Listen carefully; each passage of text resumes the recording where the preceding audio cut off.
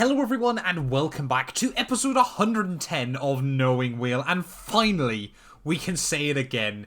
It is race week once more in the world of Formula 1. We're back in Azerbaijan, of course. Today we're going to be previewing the weekend's action and having a bit of a recap over the, now 3 weeks since Formula 1 was out, of course, in Australia. And as always, I need my partner in crime. It's Jamie183. How are we doing, mate? I'm good. I'm very good. I'm looking forward to F1 being back on the screens this weekend. And yeah, it feels like longer than the winter at this point, really. But here we are, we made it.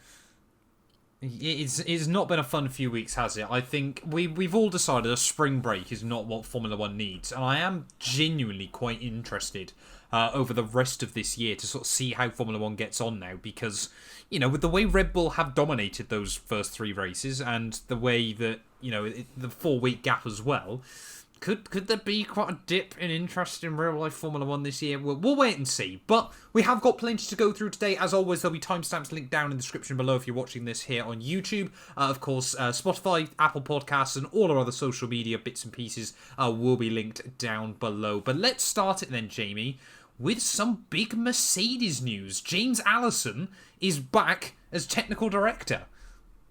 Yeah, and this is a guy who obviously was technical director, like that same role for all of Mercedes' success really in Formula 1, and suddenly left. Kind of, it wasn't, I don't think he chose to leave. I think he was put on gardening leave and then not renewed or something like that, but yeah, he's back, so maybe they've realised the error of their ways, and one of the key players really in their run of dominance is back in the fold. So I mean, hopefully for Mercedes fans' sake and Mercedes team, the drivers certainly would be hoping this, but you hope it's a step in the right direction, because of course they've not had the last 18 months they would have wanted.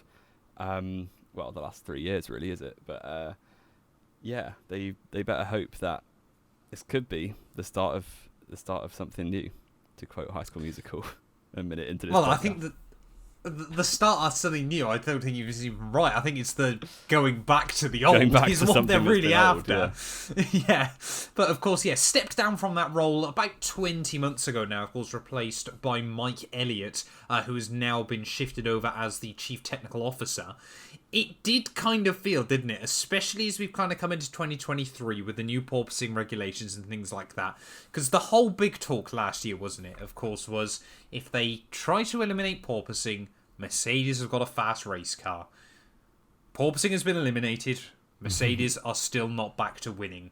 So more and more fingers have been pointed at Mike Elliott. Don't get me wrong. I'm sure he's a great guy and still very, very good at his job.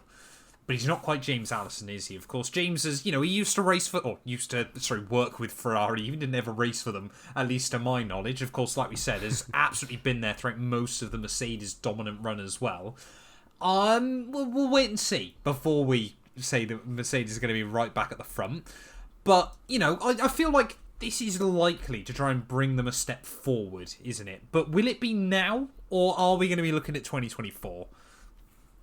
Well, like that kind of like head of a whole department kind of appointment generally doesn't influence the actual day-to-day running of a team or a department straight away. So it could give them a boost, but like the actual people doing the work, doing the CAD drawings, the actual engineering parts of the car are going to be the same people. And actually his leadership will galvanize them, and it will make them, whenever a new boss comes into a workplace, everyone works a little bit harder to make a good first impression or a good second impression if they were there when he was there before. But it won't, this car is already formed. They're not going to be revolutionizing it massively over the course of the rest of the year. But for next year, certainly, or for maybe the B-Spec car that they're talking about, there's whispers about as well, then it could make a big difference there. But we'll have to wait and see. Yeah, and of course, people like to give me stick on this show for being a bit of a Mercedes hype man. I tell you what, I do not hype up Mercedes in the way George Russell does. He reckons Mercedes have already made more progress in the 3 weeks we've been off Formula 1 than they did throughout the entirety of the winter. Are we going to be seeing Mercedes 1-2 in Baku, Jamie? No, we're not. It's just not going to happen, is it? Yeah, it's weird though, because Mercedes in the past, even when they were getting like 1-2s every week, they would still go into race weekend saying, "Oh, we're not the fastest this weekend." Even in 2020, which was like on paper one of the fastest cars ever. But it was the fastest car ever on paper. Yeah. And they were still going into race weekend saying, "Oh, we've got to look at Red Bull this week. They're going to be dangerous." And now that they're probably third fastest, maybe even fourth in race pace, then their driver, well, George Russell certainly is saying, "Nah, we're going to smash it. We're so confident." And it's weird. It's like he's not read the rule book of being a Mercedes driver, because Hamilton was such like he was a broken record for saying that. Oh, we need to watch our backs this race. We have to remember these days kind of vibes from Sebastian Vettel. Yeah, exactly. It's a bit weird. Of course, George Russell. It's a bit like Lewis Hamilton is. He's a wily old fox, of course. Quick shout out as well, Jim. I don't know if you've seen this, but he was at the British Touring Cars this weekend at Donington. Have you seen anything about this? No, I haven't. So he was at Donington this weekend, but he was incognito. So he stood out in the rain for 9 hours, like wearing a coat and a face. I think he was wearing like a face mask or something on, so no one could tell it was him. It was absolutely incredible just to watch his brother Nick racing. But anyway, back to what we were. That was fantastic, yeah. But back to obviously what we were mentioning. George Russell, he reckons Mercedes are going to be right back at the front. It could, and I do see a scenario where we've kind of got Mercedes as the locked-in number 2 team. And, maybe they could be, as you mentioned, obviously, like 2020 Red Bull. Maybe they could be like the 2020 Red Bull that sort of keep them on their toes, maybe can snooker away a couple of victories here or there away from them. But I don't think either of... I mean, we've just kind of decided, haven't we, this year? It's Red Bull's season again. Yeah. And I don't think they'll whitewash it. I think we'll definitely see wins for certainly Mercedes. Probably Leclerc grabs a few. And a few? Dare I say Alonso he grabbed a couple well. last year. Oh, go on, say it, Jamie. Get that for the clips. Alonso is going to win a race this year as well. So Red Bull will not go unbeaten. Oh, no, they won't go unbeaten. No Formula 1 team's ever done that. Yeah, we're getting that. Well, that one will be clipped. That'll be on the TikToks and the Instagrams and all that good stuff. Continuing, though, about Charles Leclerc and Mercedes, Jamie. Apparently now it's an open rumour, which, for those of you that don't really know, an open rumour is just basically something that everyone knows, inside the Formula 1 paddock, that Charles Leclerc is in big talks with Mercedes. Now, we, of course, already mentioned this. I think it was back pre-season, wasn't it? We did a podcast, and we obviously mentioned this. Could we see Charles Leclerc go to Mercedes? If so, who would he replace? Why would it be Lewis Hamilton? And would Hamilton retire, or would he go the other way? Well, it obviously would be Lewis Hamilton, because Mercedes have put all of their future eggs in the basket of George Russell. So it would be incredibly dumb to replace him, I think. Send him back to Williams. Yeah, give him a development loan. No, I don't see that happening. But I feel like the Leclerc, Ferrari relationship has kind of gone through the classic Ferrari cycle that we've spoken about many times. So it's winding down, isn't it? Yeah, he's been there 5 years, so he's definitely in the deterioration stage. So it's only really a young driver coming in and beating him away from leaving. So we'll see. Maybe Carlos Sainz got to look over his shoulder, but I think Leclerc is clearly not that happy at Ferrari. I don't think he has really been since probably 2019, really, which is quite a long time ago now. Yeah, I was going to say the first year he was there. Yeah, so he could leave, and Mercedes would be a good home for him. I think him and George Russell would make one of the best driver partnerships we've ever seen, really. It's right up there with the Senna, Prost, and Hamilton, Rosberg, probably a bit below those. But I mean, I think putting Senna, Prost, and Hamilton, Rosberg on the same level is unfair.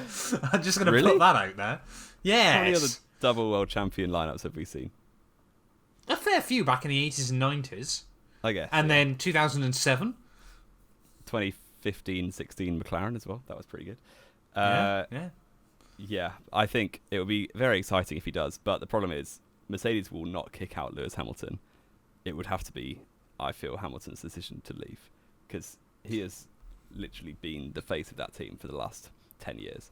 So sorry, I've just thought of a really obscure one as well. Okay, go ahead. 2005 Renault for one race at the end of the year. 05 Renault. Or Really? 06 it might have been. Jacques Villeneuve and Alonso, wasn't it? That wasn't 05 or 06, I can tell you that. That's fizzy. Was it? Was it earlier? Anyway, sorry, Yeah. we'll go back to the Never actual mind. point we were talking about. What about 00 Williams with Villeneuve and Button? Yeah. There you go, future champs. We'll get out. You'll We've get really back on gone topic down a for now. rant there, haven't we? Yes. What was I saying? Oh, they won't kick out Hamilton. I think if Hamilton would like to make way for Leclerc, then he might be invited to. But I think they won't. They're not going to say, you're out, we're replacing you, because Hamilton has been that team for the last 10 years. Plus, also, and this is going to be, a bit, potentially, we might have different answers here. Do we believe Charles Leclerc is a better driver than Hamilton? Oh, obviously, don't get me wrong, he's much more of a future-proof option. Not now. I think that's fairly... No. I would say that for sure, but... Richard, Yeah, sorry. Richard, it's been a while since one of them. I think, if you're looking at the next 10 years of your team, you'd rather have Leclerc. Yeah. So, it's one of those. Yeah, so all of that... I mean, we've been off Formula 1 for 3 weeks. Silly season has got to kick off again, hasn't it? Yeah. There's still a tiny part of me that goes, could we see Hamilton in a red suit? I kind of don't want to, because he just wouldn't win. Or, knowing Hamilton's luck with changing teams, Ferrari would just go and dominate again. But So Jamie, this is the whole point. He probably wouldn't win. You're right. But imagine if he did. if he did, people would never shut up about him being the GOAT, and I would hate it. I think if he won a world championship with Ferrari, for anyone that still argues he isn't the GOAT, that would solidify it. Car merchant. I mean, he'd then only be behind Fangio for different teams to win a world championship with. Yeah. And in the 50s, people changed team every week. So Exactly. Fangio did. That's how he won one of his titles. Yeah. Or two of them, even. Yeah. Yeah. I mean, But, silly part of me season would like to see continues. Hamilton go to Ferrari out of, just completeness of his career almost, because everyone's a Ferrari fan. Even if they don't say they're a Ferrari fan, they're a Ferrari fan, to quote Sebastian Vettel. But I don't believe he would win a world championship. No, sensibly, nor do I. But imagine if he did, Jamie. Oh. Imagine if he did. Even a non-Hamilton fan, I would kind of rate it, but not really, because people wouldn't shut up about it. Anyway, talking about other potential driver moves in the future, one that I don't think either of us were really predicting at all, were we, is Franz Tost and Helmut Marko both believe Yuki Tsunoda is going to be a Red Bull driver in the future. And honestly, I don't really see what they've seen in this. Yeah. Yeah, he's gone from having a competent teammate in Pierre Gasly for his first 2 years, and suddenly they've got effectively a rookie, even though he's 28. And he's beating this 28-year-old rookie, De Vries. And they're like, oh, he's actually good. But no, he's not. It's just both the drivers are now average at best. So I hate to be disrespectful, but I don't think either of them will ever drive a Red Bull in a permanent capacity. And if they do, I don't think they'll pull up any trees. So, which is good because F1's going carbon neutral. So it better not be. No, I mean, it's a bit of a weird one, isn't it? Because don't get me wrong. Obviously, 2021, we've discussed this before, haven't we? The journey of Yuki Tsunoda. 2021, he didn't do badly for a rookie, but he also wasn't particularly good. No. However, it was, of course, widely accepted that, and in his mind as well, he was pushed up to Formula 1 a year early. Mm-hmm. And that's not only about getting experience in Formula 2, it was more the physical aspect of driving a Formula 1 car. He wasn't strong enough physically. He wasn't healthy enough as well, of course. He always said, his diet was awful. He wasn't ready to have a Formula 1 diet just yet. 2022 came along, and whether there was a combination of Gasly starting to check out of AlphaTauri as well, or whether it, I think it was a combination of both. Mm-hmm. Gasly was starting to get a bit bored. Car wasn't as great, so you're a bit less motivated. But Yuki definitely took a step up. Yeah, for sure. I feel like, again, he's stepped forward. Yeah. But I don't sort of see how he's stepped forward into a position, because really, we're comparing him against three other drivers here, aren't we, for a Red Bull seat? Daniel Ricciardo, Sergio Perez, Lando Norris. Is he better than any Not of Alex those three Albon? drivers? Do you think he would ever go back? No. Okay. I think Albon will get himself out of the Red Bull program entirely soon and just go Williams, to be honest. Yeah, it'd be probably best for him. I suppose they've given him his chance already, haven't they? So. Exactly. Yeah. Exactly. I think if you compare he's not Yuki better than to any of those three. Yeah. No, he's not. And even like, I don't think straight to Red Bull, but I'd like to see him go up against Liam Lawson in AlphaTauri, because I think Lawson would give him a good run for his money. So yes, that would be the big test. When you've got the likes of like Hajar, I forget the rest of the Red Bull drivers in Dennis Hauger. Dennis Hauger needs to step forward this year, our 2022 champion. Desperately. According to this podcast. Yeah, we were all on the Hauger hype train. How quickly that fell apart. Yeah. So it will be interesting. I do think they're kind of just trying to give him a break, because I know in 21 they were extremely harsh on him. So maybe they're just trying to give him some confidence back, and not just self-destruct his confidence like they did back in 21. Yeah. And I mean, I think that leads on to the other question, of course, that you just mentioned there. Could we see De Vries dropped mid-season for Liam Lawson? Because let's be fair, even if he's still winning Super Formula, Red Bull don't care about winning that title. Super Formula obviously doesn't mean anything to them. And I'm sure Lawson, if given the opportunity to come to Formula 1, would absolutely take it. Could De Vries get dropped mid-season? Because, I mean, really, it's felt like ever since the start, he's just a stopgap, isn't it? Until they get someone else up the ranks. Yeah, and I'm upset still a little that they didn't give Lawson a chance to finish his F2 season, because he did finish 4th in the end. He definitely got enough super license points to be in F1, which is what they doubted mid-season. So, and had they known that, I do think they'd have put him in for this year. But unfortunately, they went a bit early. No, he finished 3rd in F2 last year, Lawson. So he definitely got the just super license points. Yeah, so yeah, he obviously won that first race in Super Formula a couple of weeks ago, and I mean, Gasly did this in 2017. No, he didn't. So he didn't win his debut race. He didn't win his debut race, but I mean, he competed in Super Formula, was on for a championship challenge, and then was called up to Red Bull, called up to Toro Rosso mid-season. So it's not out of the question, and I do think De Vries will have to step up soon, because so far it's just been not that much really. So it's just been pretty anomalous, hasn't it? You could easily forget, and I mean, part of that's due to AlphaTauri as well, but you could easily forget he's just not there.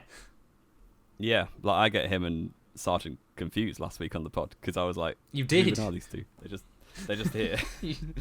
That was quite funny as well, wasn't it? Of course, you know, we're segueing beautifully as well today, Jamie. Of, you know, talking about Red Bull drivers, Daniel Ricciardo is still adamant on a Formula 1 return next year, except for the fact that he's not fazed by how few seats there are available and only wants to join a top team. Now, this again, I mean, we're just going through F1 silly season, aren't we, currently? Really, if he wants to join a top team, he's probably looking at 2 seats, either replacing Sergio Perez, or if Leclerc went to Mercedes, could he be a weird shoehorn in at Ferrari? Yeah, that's what I was wondering. Ferrari are both up in the air, are they not? Because I think Sainz hasn't got a contract They wouldn't yet. get rid of both drivers in one go. I don't think Ferrari have ever done that. Oh, Sainz does have a contract till 24, actually. So, yeah, he renewed I last do year think, at Imola, didn't he? Yeah.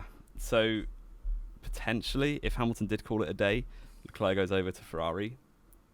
To Mercedes. Sorry. Then there is a possibility. There is a free seat there. I don't know what other candidates you'd put forward for that. I guess the likes of maybe Ocon would be up for that. But then you're looking for a team leader, aren't you, if you've lost Leclerc? So I don't think Ferrari want to hire a Frenchman after Alain Prost. Yeah, true. But if you're looking at candidates to lead Ferrari at this point in their career, who really... Do you want Ocon leading your team? Well, I don't. I'm not saying that. I'm just like, they're really... Could you persuade Norris to make the move? I don't think you could, from McLaren to Ferrari. I do. There's... I mean, really there's 2 drivers there. Well, not sensibly, but I could believe doing it. Lando Norris, Lewis Hamilton. The Ferrari is pretty big. Yeah, true. Yeah. Let us know in the comments. Who do you think would... If Leclerc was to go to Mercedes and Hamilton does retire... Who would be the team leader at Ferrari? Because I don't think Carlos Sainz is up for it. Or up to it, sorry. No. He probably would be up for it. Watch Fernando Alonso go back. Yeah. Yeah, and other than that, they've not really got any super exciting young drivers at the minute, Ferrari, have they? No. So no.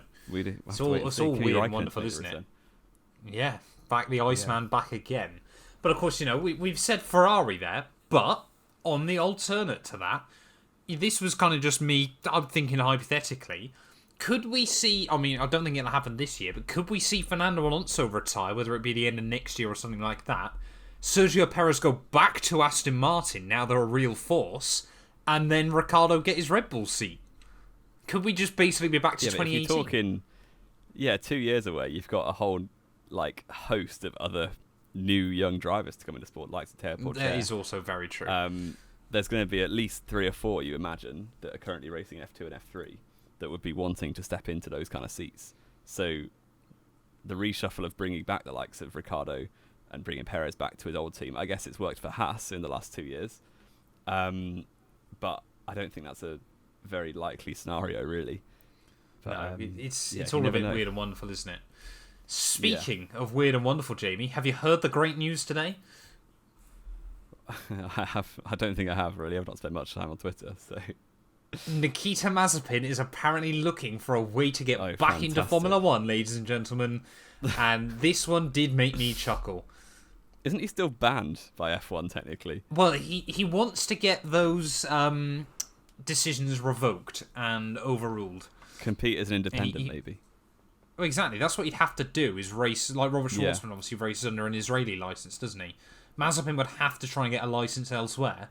But I wonder how that would sit with his dad. Yeah.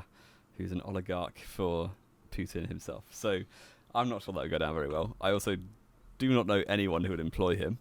Why would you? Mick Schumacher was deemed too slow for Formula 1 now, and Mazepin was a second a lap slower than him. I think it must have been around 2017 when the new regs came in for F1. Pastor Maldonado was like, I want to get back into the sport. It's like, okay, you might want to, but who's going to employ you? Who wants you back in the sport? Yeah. Crazy, so I don't crazy think that will go very far. From Nikita Mazepin. And the last quick little mention we had as well was James Vowles believes that Williams have been unlucky to only score 1 point this year, but also said that the Williams factory and IT systems are beyond atrocious, which is an interesting thing, isn't it, Jamie? Because it's one of those ones that you never sort of think about from the outside, but does make perfect sense. Williams probably still run Windows Vista. They probably, if that, Windows 98 maybe. Like I've MS-DOS. I've done a handful of jobs working in NHS, and the NHS admin system is beyond horrendous. The amount of data they store and the amount of data entry that people like me have to do, which is fine because it's money. So, but yeah, it's the Williams F1 team probably run similar systems to what the NHS do, because both of them had their heyday in the 1970s, and need a lot of work probably these days. So yeah, it doesn't surprise me at all that they're horrific at data management and IT systems and that kind of thing. Yeah, just a quick little mention there. I think would we say Williams are unlucky to have only scored a single point? Unlucky, is maybe the wrong word, but Albon was running 6th in Melbourne, so I guess this is the thing. This is what I saw yesterday. Literally, someone said, how are Williams fans not upset that Albon potentially threw away their best results since 2018? Yeah, but then they do they blame that on wind, but then Rosberg gets stick for 2015 USA for not seeing wind. So because he was in a Mercedes, not a Williams. And you didn't see Albon throwing a hat around the place afterwards. Yeah, I do think it probably goes down as a driver error for Albon, unfortunately. But they've certainly got the car. They haven't got the slowest car, so it should, especially on street. Haven't they? Baku, I think the AlphaTauri is worse than the Williams. Okay, fair enough. Anyway, Jamie, Azerbaijan, Baku Grand Prix, sprint weekend. What are our thoughts and feelings? We've got 5 races over the next 6 weeks. Things are about to get crazy, aren't they? I'm really looking forward to this. And we've done a lot of negativity about sprint races in the past. But I'm very curious to see how this new format goes. I think it'll be a lot better than previous, to be honest. I know we said this when the changes got announced, but the new qualifying format of basically 2 separate qualifying sessions, one for the Grand Prix, like normal, and one for the sprint race. I just think that'll make a huge difference because people will have nothing to lose in the sprint race, which means they'll go crazy and there'll be tons of crashes and mentalness. So we shall wait and see if that does happen, but I think it'll be a big improvement. I've just thought of an idea to make it better. Is it sprinklers? No. That'll be fun. Do your sprint quali as like a normal qualifying format. Do your sprint race, and then they go out in reverse order from the sprint race for one-shot qualifying for the real race. That way the sprint still carries some weight, but not a lot of weight. Because it means if you win, you got a more rubbered-in circuit, but if it rains. Yeah, they tried this doing qualifying not at the same time back in 2003, I think. 3, yeah. Where you had basically a 1 lap at a time, everyone takes turns. And it just allowed people to get screwed over by weather, which was just not very But it fair, almost really. left us with an Arrows 1-2 in Magny Core. Yeah, Magny. That's very, very French of you. Thank you for that. Yeah, I don't think that's a great idea. I'm sure they probably spitballed some stuff like that when they were thinking, how can we improve sprint races? But I think almost keeping it simple. We know qualifying works. We know racing works. Let's just do it twice. Well, the racing doesn't always work, let's be fair. Well, we've had some people have been proper watching it for snooze fests. 73 years. Yeah, very, very true.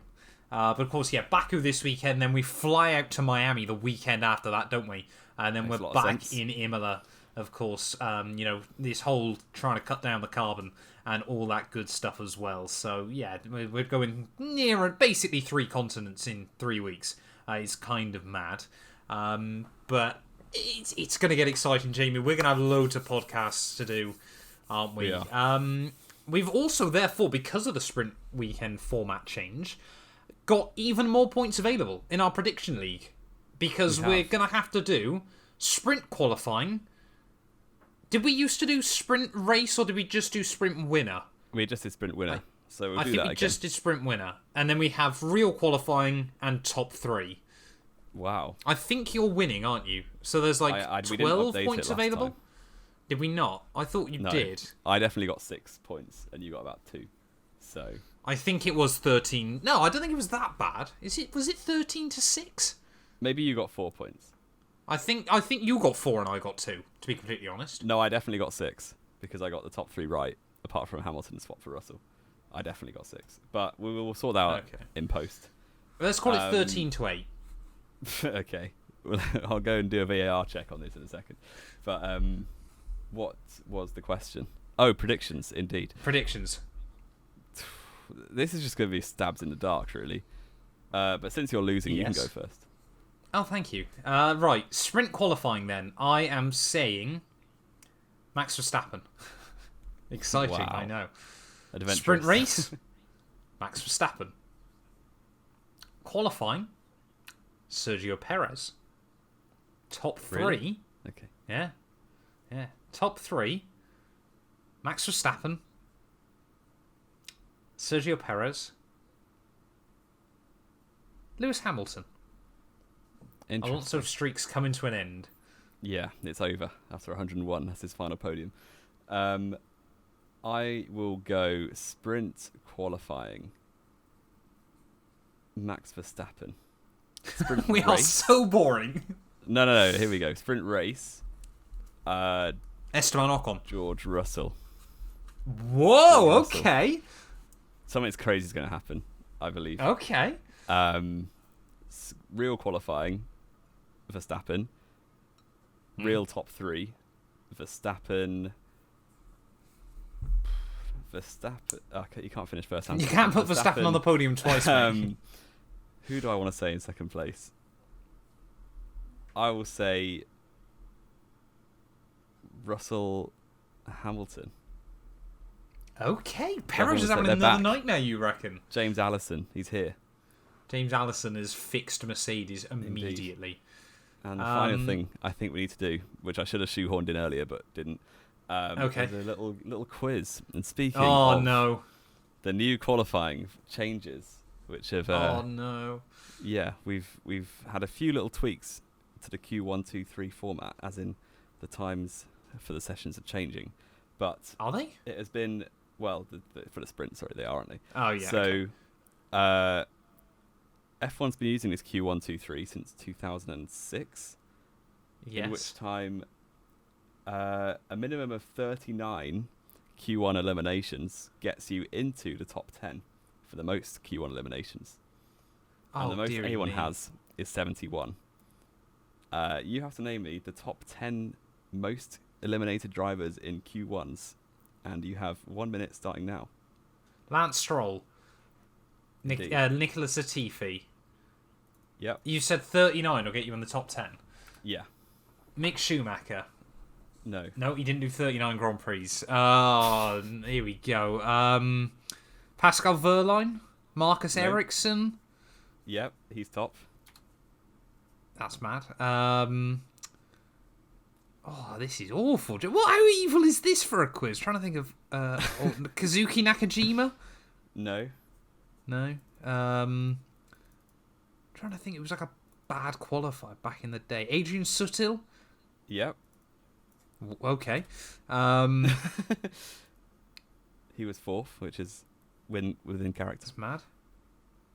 Kevin Magnussen? Yep. Okay. The rest are all in the same realm, but you've got 5 seconds. Right, okay. Can you give me the realm? Okay. There's the time gone. You had 5 that's left. Fine. I'll take 5 out of 10 on that. Think about, between 2010 and 2014. This is the thing. I didn't think any of those drivers had done badly enough. So you've got Timo Glock, Heikki Kovalainen. Yep. Narain Kartikeyan. Yep. I'm trying to think. Pedro De La Rosa, did he do enough races? Yep, he did. And then... Who was eliminated every time he entered a race. Kareem Chandok? No. 39 times. Do you want to know? I want to try and get it, but I don't think I will. He did 2 seasons in these bad teams, but not for the same team. Oh, see, I can never remember who was where back then. I said Jarno, I said Heikki, didn't I? It wasn't Trilly. Timo Glock? No, you said him already. Oh, was it Jarno? No, it wasn't Trilly. Who was it?